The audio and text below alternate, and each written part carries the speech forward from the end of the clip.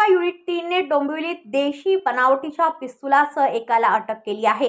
राजू हरिराम तिवारी वय वर्ष 53 असे अटक आरोपीचे नाव असून तो तळवली नवी मुंबई येथील रहिवासी असल्याचे सांगण्यात येत आहे।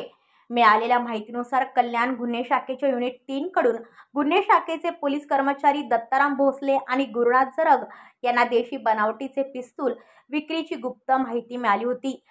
गुप्त बातमीच्या आधारे व गुन्हे शाखेचे प्रभारी नरेश पवार यांच्या आदेशानुसार गुन्हे शाखेच्या पथकाने डोंबिवली पूर्वेतील शेलार नाका येथील BSUP इमारत संकुलात सापळा रचून एका संशयिताला ताब्यात घेतले।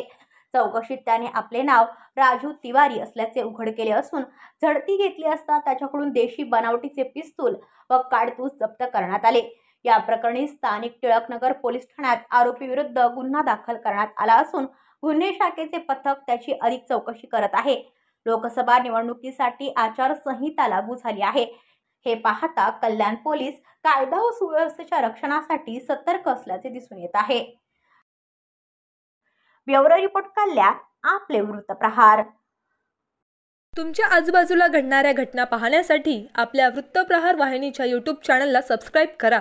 तसेच नव्या व्हिडिओची नोटिफिकेशन मिळवण्यासाठी बाजूला असलेल्या बेल आयकॉनवरती क्लिक करा। प्रत्येक बातमीला लाईक करा आणि शेअर करा।